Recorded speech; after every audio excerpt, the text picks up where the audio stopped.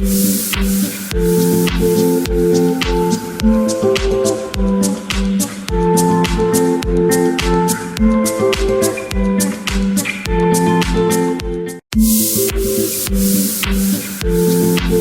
my Savior. Spirit, lead me where my trust is without borders. Let me walk upon the waters wherever you would call me. Take me deeper than my feet could ever wander, and my faith will be made stronger in the presence of my Savior. You call me out upon the waters, the great unknown waters, wherever you would call me. Peuple de Dieu, cette fois-ci c'est votre tour. Chaque chose a son temps. Après le moment de larmes aux yeux, profond gémissement et grincement de dents, maintenant la solution est à vous. Centre évangélique Les Ouvriers de la Moisson, ou COM en sigle, organise un marathon de prière de 30 jours dénommé Vaincre les 7 géants de ton héritage, tiré dans les livres d'Exode, le chapitre 3, le verset 8. Je suis descendu pour le délivrer de la main des Égyptiens et pour le faire monter de ce pays dans un bon et vaste pays, dans un pays où coule le lait et le miel, le lier qu'habitent les Cananéens, les Étiens, les Amoréens, les Phérésiens, les Euviens et les Épusiens. Du 2 au 30 mai 2021, chaque jour, à partir de 5h30 jusqu'à 7h juste, de 17h juste jusqu'à 19h juste, comme orateur, le révérend pasteur Élisée Kassanda Moukoubaye. COM se situe dans la commune de Bondalungwa, sur l'avenue Bangoma numéro 10, le quartier Adoula. Référence en face du portail de l'école Salongo. Peuple de Dieu, que l'Éternel Jésus vous bénisse. Bien-aimés dans le Seigneur, nous voici une fois encore dans cette tranche de l'émission, Le Triomphe, où nous allons échanger aujourd'hui un sujet important pour notre croissance spirituelle, pour notre maturité dans la marche avec Dieu. Nous allons parler de ce sujet qui est intitulé « Le pardon divin ». Nous parlons du pardon divin à travers cette tranche de l'émission « Le Triomphe ». Oui, bien-aimés dans le Seigneur, nous allons commencer par la lecture de la parole de Dieu. Nous sommes dans l'évangile selon Marc, le chapitre 2. Nous allons lire le verset 3 jusqu'au verset 5. Nous lisons la parole de Dieu au nom de Jésus. Des gens vinrent à lui, amenant un paralytique porté par 4 hommes. Comme ils ne pouvaient l'aborder à cause de la foule, ils découvrirent le toit de la maison où il était, et ils descendirent par cette ouverture les lits sur lesquels le paralytique était couché. Jésus, voyant leur foi, dit au paralytique, « Mon enfant, tes péchés sont pardonnés. Mon enfant, tes péchés sont pardonnés. » Il y avait là quelques scribes qui étaient assis et qui se disaient au-dedans d'eux, « Comment cet homme parle-t-il ainsi? Il blasphème. Qui peut pardonner les péchés si ce n'est que Dieu seul? » Si ce n'est que Dieu seul. Oui, bien-aimés dans le Seigneur, nous parlons en ce jour de ce sujet important qui est intitulé « Le pardon divin ». Ici, dans la lecture de la parole de Dieu, nous voyons l'état d'une personne, un homme qui était alité, un homme qui était malade, un homme qui était atteint d'une paralysie, qui ne pouvait pas marcher, qui ne pouvait pas faire quoi que ce soit à cause de la paralysie, à cause de l'état de sa santé qui avait totalement dégradé. Cet homme était seulement couché sur son lit. Cela veut dire que pour boire de l'eau, on lui amenait. Pour aller faire le grand besoin, il le faisait peut-être par sonde, il le faisait peut-être de plusieurs autres manières parce que lui-même, était devenu incapable de faire quoi que ce soit à cause de la paralysie. Oui, la Bible dit ceci, que 4 personnes se sont retrouvées tout autour de cet homme. Et en lisant d'autres auteurs, la Bible dit que ces 4 personnes étaient les amis de celui qui était malade. Alors, ils se sont décidés d'amener leurs collègues, leurs amis, auprès de Jésus-Christ, pour que Jésus-Christ puisse guérir cet homme qui était atteint de la paralysie. Oui, bien-aimé dans le Seigneur, la paralysie ici symbolise le dégradement de notre vie. Tout ce qui pouvait marcher, mais qui a été bloqué, qui ne pouvait pas arriver à une solution agréable dans la vie de quelqu'un. Donc ça peut être dans la santé, ça peut être dans son mariage, ça peut être dans ses finances et autre chose. Bien-aimé dans le Seigneur, mais cet homme, la vie était par terre. Lorsque ces gens arrivaient vers Jésus, il trouva qu'il y avait une très grande foule qui entourait Jésus et Jésus était dans la maison.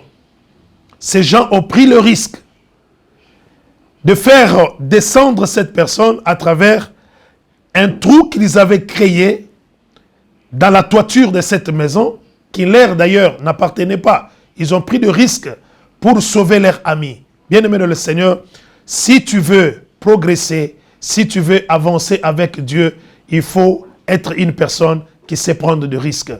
Prendre des risques, c'est oser. Prendre des risques, c'est avoir la foi envers notre Dieu.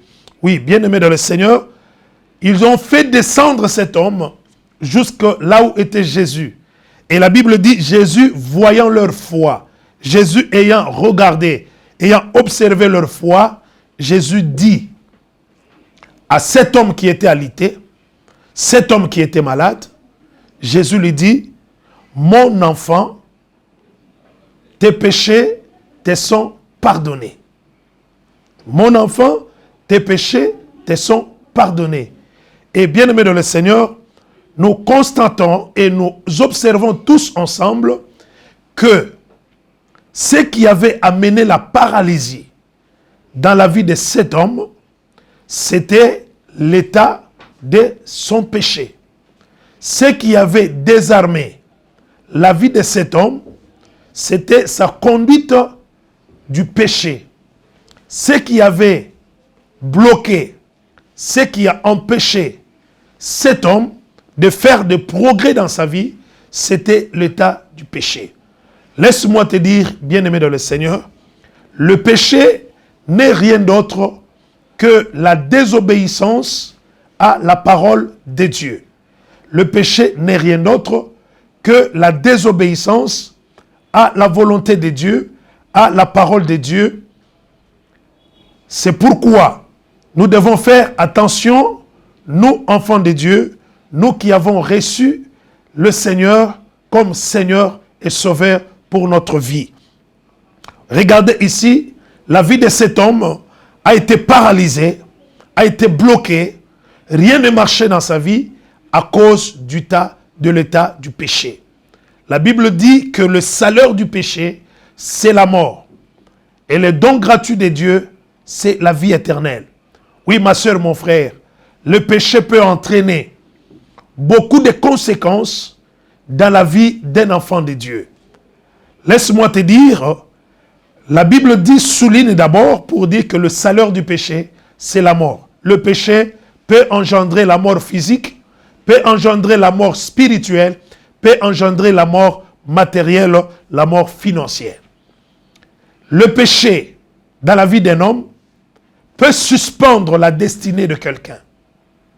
La vie du péché dans la vie d'une personne peut arrêter, peut suspendre le progrès dans la destinée dans la vie d'une personne.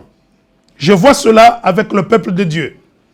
Lorsqu'ils ont désobéi à la parole de Dieu, ils sont allés, ils ont fabriqué des idoles, ils ont fabriqué le veau d'or, commença à se prosterner devant cette histoire, cette statue, cette idole qu'ils avaient fabriquée eux-mêmes. Et la Bible dit que la colère de Dieu se déchaîna sur eux. Et quand tu lis les Écritures, tu dois observer que de toutes les personnes que Dieu avait promis d'aller jusque dans la terre promise, il n'y a que Josué et Caleb, parmi ceux-là qui étaient sortis de l'Égypte, qui étaient entrés dans la terre promise. Nous comprenons que la vie du péché peut freiner, peut étouffer ta marche dans la destinée. Oui, laisse-moi te dire aussi que la vie du péché peut même te faire sortir de l'éternité à cause du péché. Oui, ma soeur, mon frère, lorsque toi qui nous écoutes maintenant, laisse-moi te dire que le Seigneur est disposé de te pardonner.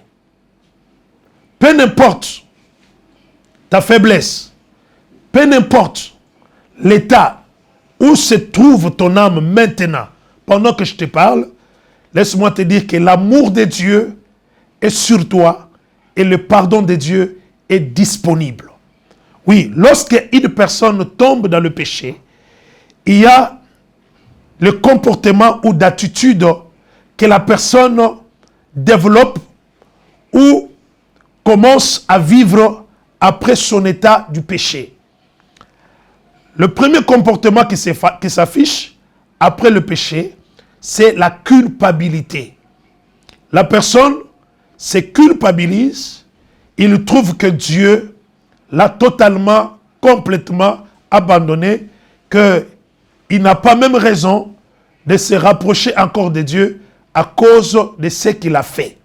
La première chose que le péché installe dans le cœur d'une personne, c'est la condamnation, la culpabilité. La personne se voit comme si Dieu ne pourra plus jamais le pardonner, ne pourra plus jamais l'aimer, ne pourra plus jamais le bénir. Non, laisse-moi te dire, ce n'est pas ce que tu penses.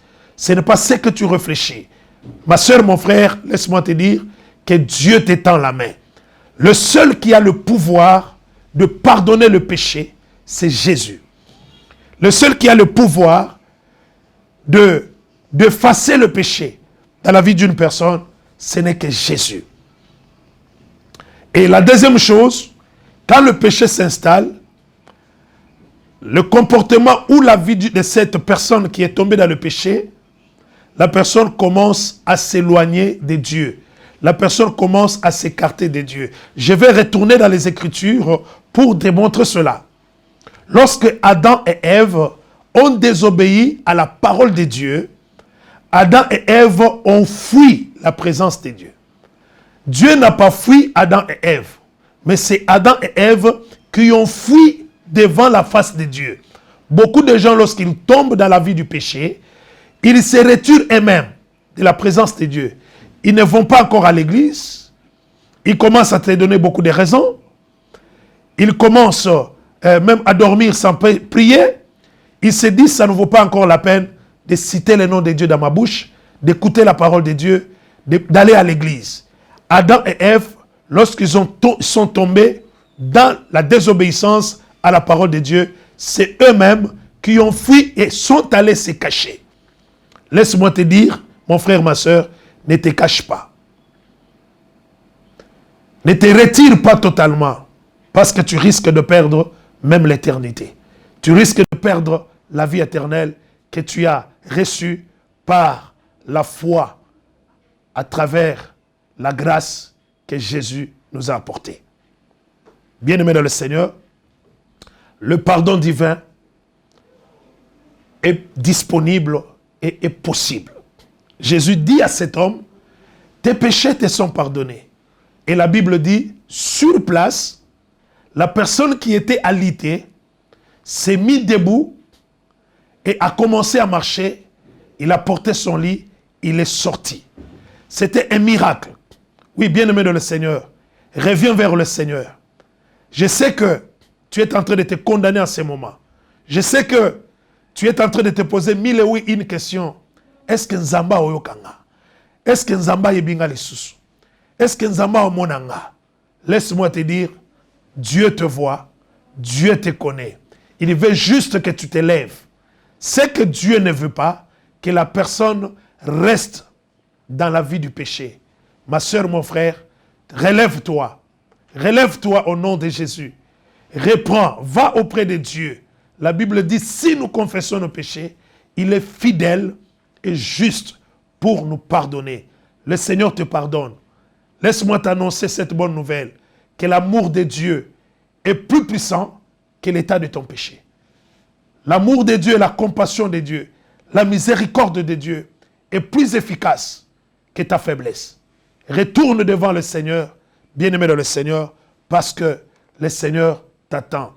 Le Seigneur veut encore te faire du bien. Laisse ton âme se libérer de cette prison de la culpabilité, de cette prison de condamnation à laquelle ton cœur, ton âme a été déjà plongé. Ma sœur, mon frère, revenons à Dieu. La Bible nous dit, revenez à moi et moi je reviendrai vers vous. Si la Bible dit ceci, c'est que le Seigneur est disposé de te pardonner.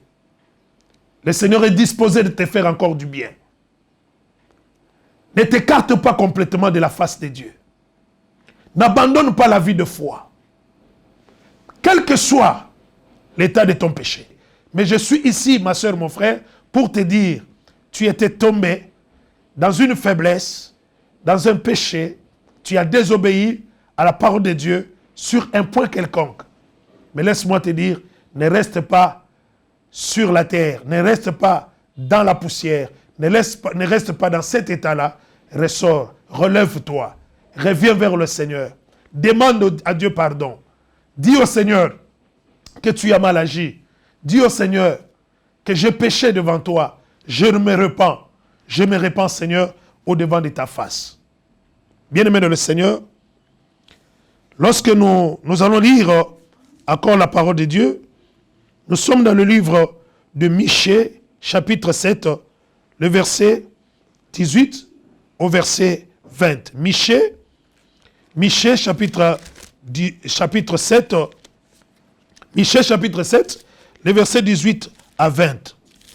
Michée, chapitre 7, le verset 18 au verset 20. J'ai lu au nom de Jésus. Quel Dieu est semblable à toi? Alléluia. Quel Dieu est semblable à toi qui pardonne l'iniquité, qui oublie les péchés du reste de ton héritage. Ne te garde pas. Ne garde pas ta colère pour toujours, car il prend plaisir à la miséricorde. La Bible dit que Dieu ne garde pas toujours sa colère, mais Dieu prend plaisir à la miséricorde. Regarde ce que Dieu te donne. Regarde cette offrande que le Seigneur t'offre. Il dit, il ne garde pas sa colère pour toujours, mais Dieu prend plaisir à nous pardonner. Le Seigneur prend plaisir à la miséricorde. Ma soeur, mon frère, reviens vers le Seigneur. Ne reste pas dans la culpabilité et dans la condamnation. Retourne. Bien-aimé dans le Seigneur, la Bible dit,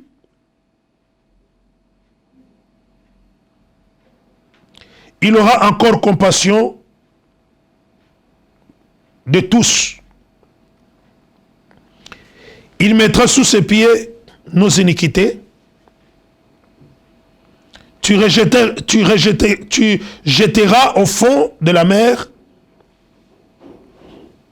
tous leurs péchés.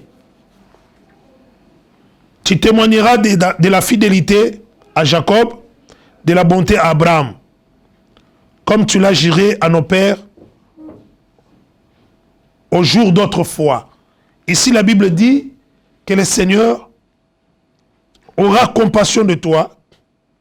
Il mettra sous ses pieds tes iniquités. Pourquoi est-ce que tu ne peux pas revenir? Pourquoi est-ce que tu ne peux pas revenir à Dieu? Parce que son pardon est disponible. Il est le seul qui a le pouvoir de te pardonner. Peu importe ce que tu as fait. Je ne veux pas même connaître ce que tu as fait. Mais je te présente la compassion de Dieu, la miséricorde de Dieu. La Bible dit, il prend plaisir à sa miséricorde. Et il prend nos péchés, il les jette au fond de la mer de l'oubli. Oh, quel bonheur! Oh, quelle grâce de revenir encore dans la présence de Dieu. Quelle faveur nous bénéficions encore lorsque nous revenons dans la présence de Dieu. Oui, ma soeur, mon frère, que cette parole touche ton cœur. Toi qui étais déjà découragé, tu as dit, pourquoi chaque fois je ne fais que tomber dans le péché, je ne fais que tomber dans le péché, comme ça je n'irai pas encore à l'église. Non! Va à l'église. Va à l'église. Je crois dans l'une de nos émissions, j'aurais parlé pour dire que l'église est comme un hôpital. Est comme un hôpital.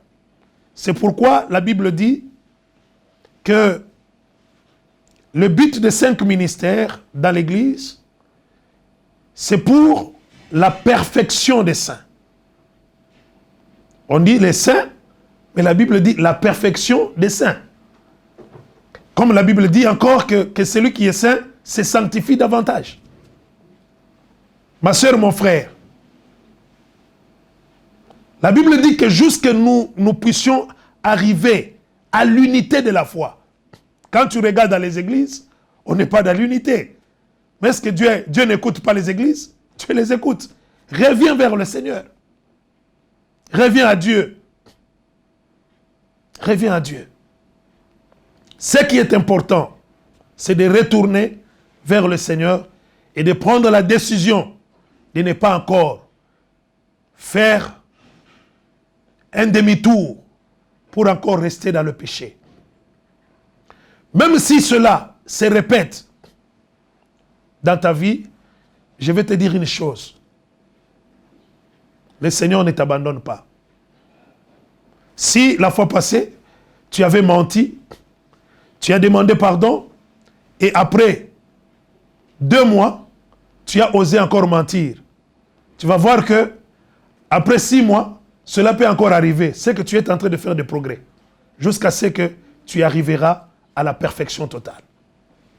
Ma soeur, mon frère, reviens vers Dieu parce que Dieu prend plaisir à sa compassion, à sa miséricorde. Il veut te faire du bien. Il veut te faire du bien. Luc, chapitre 15, le verset 11.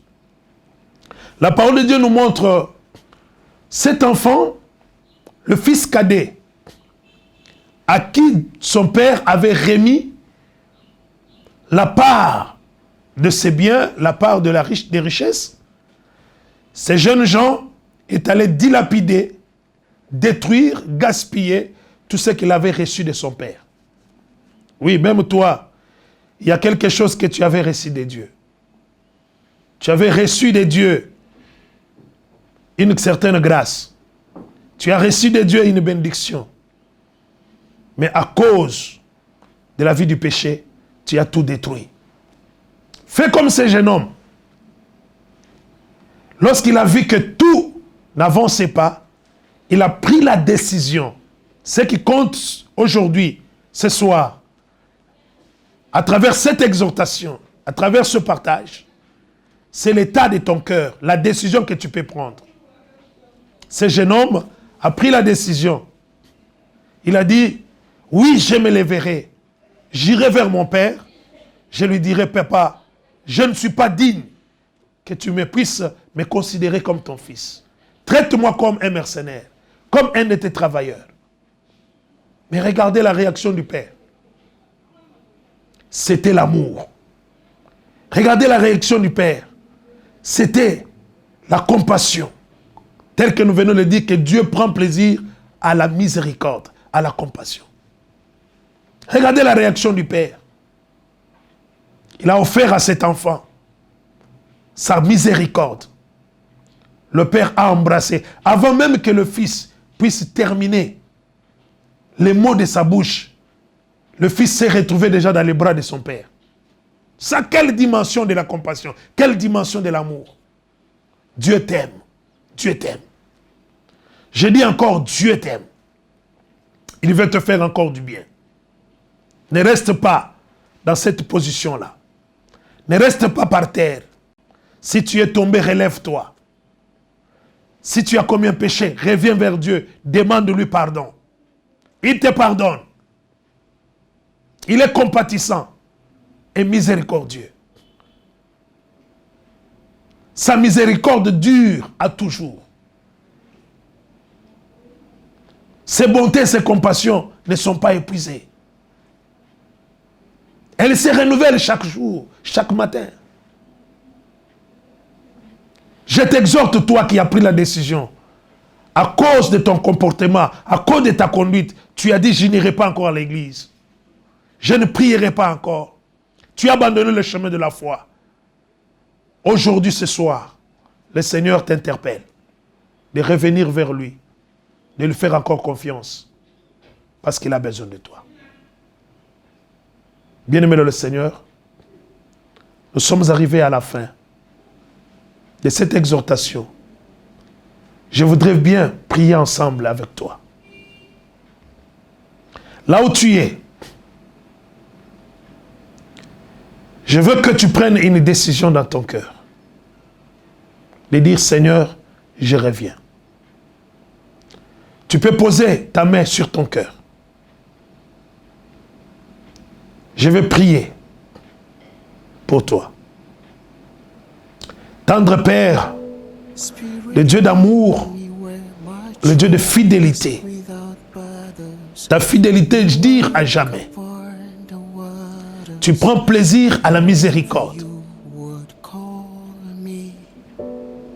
Tu es le Dieu qui prend nos péchés et tu les jettes au fond de la mer de l'oubli.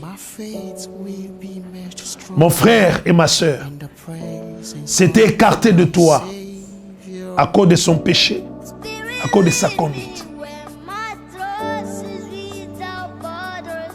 Il était plongé dans des condamnations, dans la culpabilité, jusqu'à tel point qu'il a commencé à se retirer sur le chemin de la foi.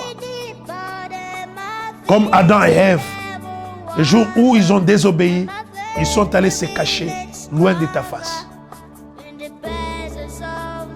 Oui, même mon frère et ma soeur, ils s'étaient retirés loin de toi, croyant que en se retirant comme ça, ils vont trouver le bonheur. Oui, Père, aujourd'hui, ils sont là, ton peuple, le troupeau de ton pâturage.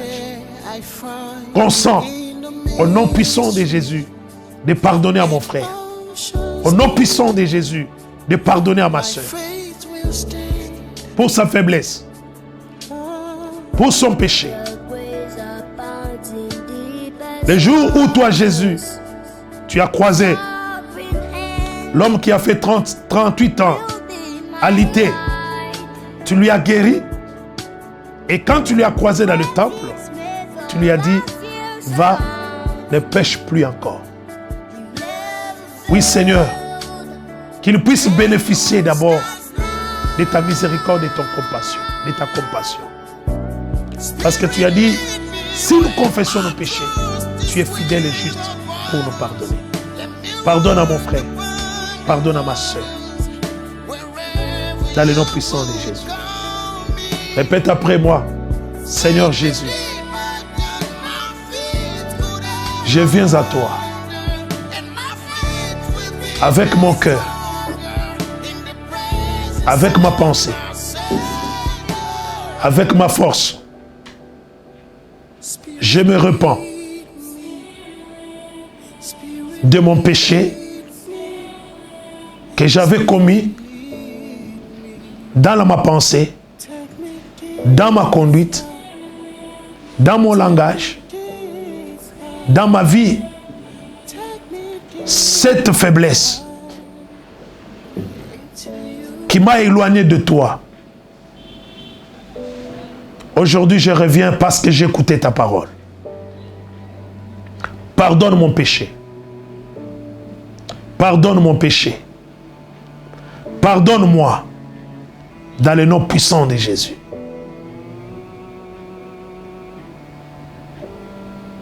Ma soeur, mon frère, je vais te dire une chose. La Bible dit que la puissance de Dieu s'accomplit dans ta faiblesse. Reçois la puissance de Dieu. Reçois la puissance du Seigneur qui doit te maintenir dans le chemin de Dieu. La puissance de la sanctification. La puissance de Dieu qui doit soumettre ton cœur dans la crainte du Seigneur. Reçois cette puissance au nom puissant de Jésus-Christ. Que l'amour de Dieu se manifeste en toi dans le nom puissant de Jésus-Christ. Amen. Amen. Que Dieu vous bénisse. Nous sommes l'église centre évangélique, les ouvriers de la moisson, qui se situe dans la commune de Bandalungwa, sur l'avenue Bamboma 2C, référence Institut Salongo, à Bandal. Votre humble serviteur, c'est le pasteur Élisée Kassanda qui vous a parlé aujourd'hui. Tu as besoin d'un conseil. Tu as besoin de nous envoyer ton intention de prière, ta requête. Tu peux nous écrire par SMS à travers les numéros qui est au bas de l'écran là-bas. Et nous allons te répondre et nous allons prier pour toi. Tu as besoin de nous rencontrer, appelle-nous toujours par ces numéros. Tu prendras rendez-vous avec l'homme de Dieu pour un entretien. Que la grâce de Dieu et sa compassion marchent avec vous. Laisse-moi t'annoncer qu'à partir de dimanche 2 mai jusqu'au 30 mai, l'Église, la communauté COM, dans toute la République démocratique du Congo, nous avons un marathon de 30 jours de jeûne et prière où nous allons chercher la face de Dieu. Le thème, c'est vaincre les 7 géants dans ton héritage. Soyez bénis et nous vous invitons à participer ensemble avec nous dans les différentes cellules de notre communauté. À Massina, à Kimbanseke, dans la commune de Limete, dans la commune de Bumbu, dans la commune de Selembao, à Mboudi, vers Kamunganga et aussi à Lipen. Ceux qui peuvent nous suivre à Mboujmaï, ils peuvent aussi aller participer ensemble avec nous dans ce programme. Que Dieu Tout-Puissant vous bénisse et qu'il ait pitié de vous. Soyez bénis. Ciao. Will be much stronger in the presence of my Savior.